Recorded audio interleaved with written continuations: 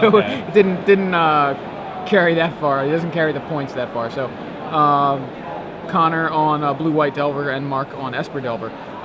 But yeah, Chris Cronenberger very well with a mono blue deck in Legacy. I was talking to him about that deck, and he was just like, "Yeah, I'm out of the Invitational. I played Rug Delver, and I would play the blue deck, but I didn't realize I left my mono blue deck at home." And I was like, "Oh man, I'd lend you cards, but I think so many cards I lent out already."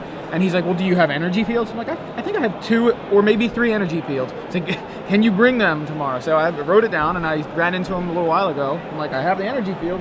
So he was super excited. I think he's like, nobody has energy fields. Nobody. The booth doesn't have them. I was like, nobody. Energy fields don't exist. There's like, I think 20 in print, at all. And it's still worth 50 cents. Yeah, it's still not worth Alright, so Mark Rankin on the play, playing Esper Delver. He has no turn 1 play because of Glacial Fortress, but still happy to have both colors there. Connor Moran with an island on turn 1. Let's see if he decides to go with a Ponder or if he has something better. No, he just passes, but he does have Ponder in his hand. Interesting. Oh, okay. He probably has a Thought Scour. And you're right. There's the Thought Scour. Oh, so we do have deck lists. Yeah, that's good. He must be like decently happy with his hand if he's going to Thought Scour here instead of Ponder. And I also like that play. Like, a lot of people are so quick to ponder at every opportunity, and that's fine in Standard because you really want to be, using your mana to the fullest potential. But if you have a card like Thought Scour, even though Ponder is going to give you more library manipulation, you might want to wait a little later if your hand is already good. You can use that Ponder later to set up a Delver that you're not setting up on turn 1 with a Ponder. Yeah. So if you're already going to curve out, you don't need to cast that Ponder. So Mark showing his hand to Connor off after Gataxian Probe. We've got Island, Mana Leak, Gutshot, Dissipate, Snapcaster, and Glacial Fortress. I believe Mark has not won 2 games to 0, though, Jeremy. Just thought that if so, we may want to stop the match. Explain to them that Connor has already lost. There we go. 1 versus 1. We've got Mark Rankin. I'm not sure if this is a deck of his own design, but pretty exciting for him. I'm pretty sure this deck list is the main deck is 2 cards off of the deck that Jerry Thompson and Ben Hayes played in the Invitational. Yeah, it's not much different. I think they had a 4 Intangible Virtue and just 1 Gather the Townsfolk. I don't think Soren was main. They had 3 Virtue. Okay. And 1 Gather the Townsfolk, and they did not have the Soren, and they had 2 Thought Scours. So 3 cards different. Yeah, so not far off. Yeah. If you're 3 cards off Jerry T's list at a tournament, it's pretty impressive. That's awesome. Although we did do the deck tech yesterday, and I believe Jerry's deck tech was up yesterday, so maybe Mark saw that, brought it to the open, decided, I only have 2 Intangible Virtue. Oh well, just change it a little bit. Or maybe I only want 2 Intangible Virtue. So, anyway, Connor ponders. What's that? I only want 1. Yeah. I don't know if I really want any, but draws a Runechanter's Pike off of the Shuffle Ponder there. Mark with access to all his colors plays an island and can play a Lingering Souls here if he wants. See, now I'm a little surprised that Connor didn't go the turn 1 Ponder. If you don't have a turn 2 play, you just look for one. It's like not really any problem. Yeah. Doing so. And he had the probe, so he would have been able to probe, Snapcaster probe, then on turn 2. So there's the Lingering Souls. And that's just so huge here. Already Mark is just so heavily favored in this game. Alright, so Connor, timely reinforcements. And that's a good answer to Lingering Souls. It certainly is. 3 dudes. It does not win the race. The problem is that, Mark's tokens fly, so they're not going to be able to interact. Or Connor's not going to be able to interact with his tokens.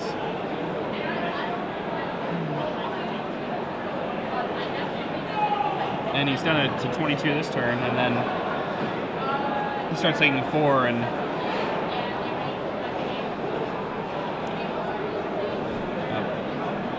takes 7 turns for Mark to kill him with the Lingering Souls plus flashback now, and or 7 turns rather for the 3/1/1s to kill. Right, Mark. 7 to 6 basically. Mark kills in 6 turns. Connor kills in 7. But we do know that both players have cards in hand and lands on board, which will change those. Which will change all those numbers. It's important to think about all those numbers, though, when you're thinking about the tempo of the game and what order you want to play your cards. Just doing math of like how many turns is it till my opponent dies based on this exact game state, and what play decreases that by the most number of turns. If you do that every single turn, and if you're always thinking about those things, maybe that's not always the right play, but if you're always thinking about that, it's going to make you a significantly stronger Magic player. So that's something you should definitely start doing if you don't do it already. A Thought Scour mills a Vapor Snag and a Seachrome Coast, and then draws a Moran Haunt, I believe. Pretty nice. Yeah. He has a bunch of creatures in yard because of that pair of Thought Scours that he was able to cycle through. And yeah, no fear here. He can't block, so may as well offer up the trade for Mark. But I think Mark wisely just lets those in. So Mark goes to 17.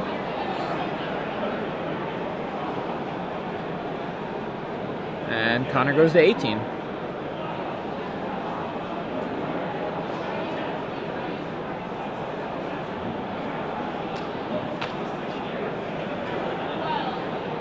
And we have a Flashed-in Snapcaster. And I believe this is going to be Thought Scour here. He flashes back.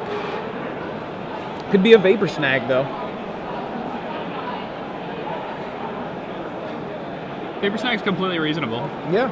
I mean, changes that clock. It is Vapor Snag. Changes the clock. I like that play. Yeah, not only that, but also helps Connor do one more damage. It was almost like a virtual soldier token trade. Yeah, I mean, it puts his opponent to 16, then he gets the bash for 5, putting his opponent at 11, and then Mark has to stop attacking. And suddenly, who's in control of the game just completely changes. So Mark, didn't mana leak? He's doing that now. He's mana leaks the Vapor Snag and gut shots the Snapcaster. So why didn't you just mana leak the Snapcaster? Yeah, I thought maybe he was thinking he was going to go with Thought Scour and wasn't thinking about the Vapor Snag. It's possible. Yeah, I mean, if you see the Vapor Snag there and assume that that's what he's going for, then you just mana leak the Snapcaster. If you can successfully mana leak a Snapcaster mage, that's like awesome all the time. Yeah. So, well, the good thing for Mark is he got a Vapor Snag out of Connor's graveyard, so no further Snapcaster shenanigans with that particular Vapor Snag. Runechanter's Pike gets dissipated. So, Mark with all the counter spells and all the spirits.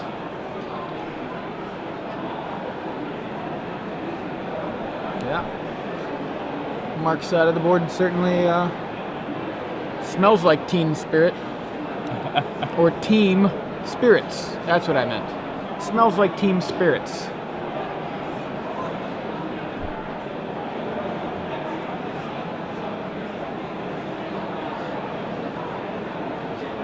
I'm sorry, I know that was terrible, but I had to say it. It's alright, I appreciated it. So if any of you are music fans out there, there's an excellent cover of Nirvana's Stay Away by Charles Bradley. I'll have I to check that out. recommend you listen to. He's a soul singer. Nice. It's really good. We'll have to check that out. I'm a big Nirvana fan. Yeah. So, just some pondering happening after some spirits get into the red zone. Yeah, and that spirit for Connor Moran is going to make him win this race again.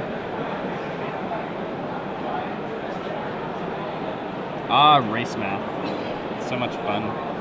I don't like attacking here before you play Pike and equip.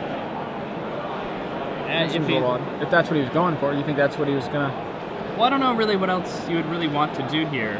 He has a Batterskull in hand, but just playing Batterskull doesn't seem very good because you could just get Vapor Snagged and then you're getting tempoed so much. With the Pike, you get, you still get tempoed out a little bit, but... Oh, okay. Right, I like that. Yeah, he was able to just draw the Vapor Snag without having to pay any mana at all. That's actually awesome. Yeah, Connor going to 13 here.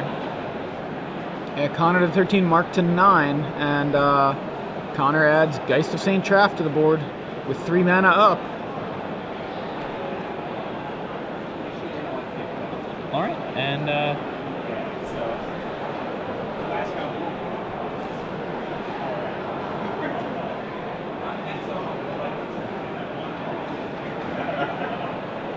this game is becoming a real problem for Mark here.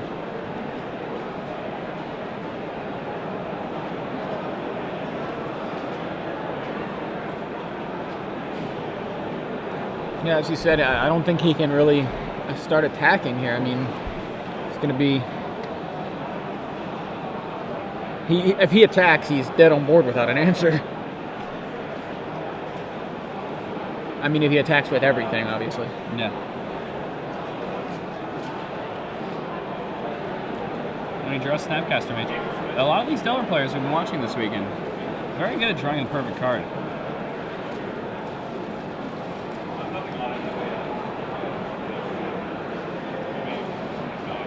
You swing with everything, don't you? You leave back like maybe 1. He's going with 2. Maybe playing around. Well, I mean, he's got Snapcaster and what else in his hand? Do you know?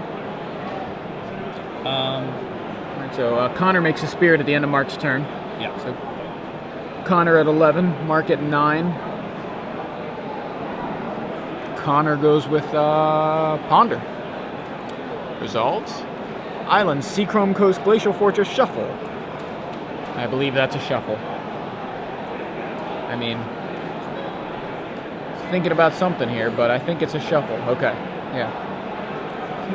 Fine to put some thought into it.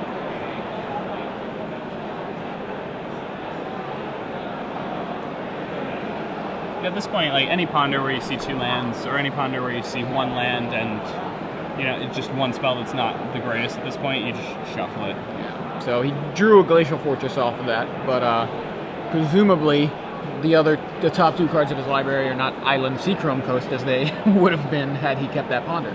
Or yeah, he kept it. So Runechanter's Pike. Yeah, and this Runechanter's Pike is probably getting picked up by this Geist right now. One would assume. And I believe... Okay, are we going to see Snapcaster Mana Leak here? Snapcaster Mana Leak. I think that's what we see. Can we zoom back out, Jeremy? Yeah, so it's just a Mana Leak. Just Mana Leak? Okay, yeah, you're right.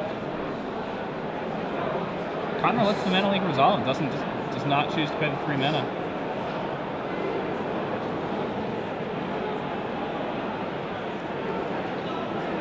And here comes Snapcaster. I believe this is going to be Snapcaster Vapor Snag. Connor can go ahead and gut shot that if he wants to.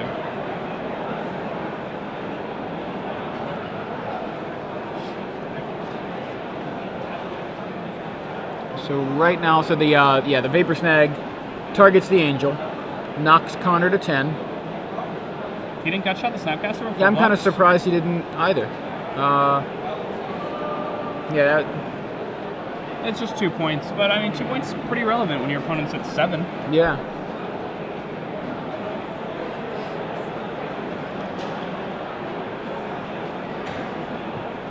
All right, so Mark, empty-handed, takes.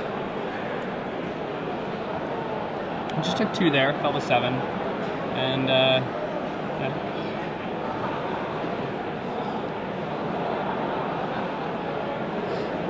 Looking really good here for Connor at this point. Connor has a Batterskull in his hand, and those Thought Scours have helped fuel these Moorland Haunts very well. Yeah, so Moorland Haunt. Mark draws his card. Did you see what he drew? I didn't quite see it. I think it's a Taxian Probe. Okay. Kind of surprised he wouldn't have cast that then.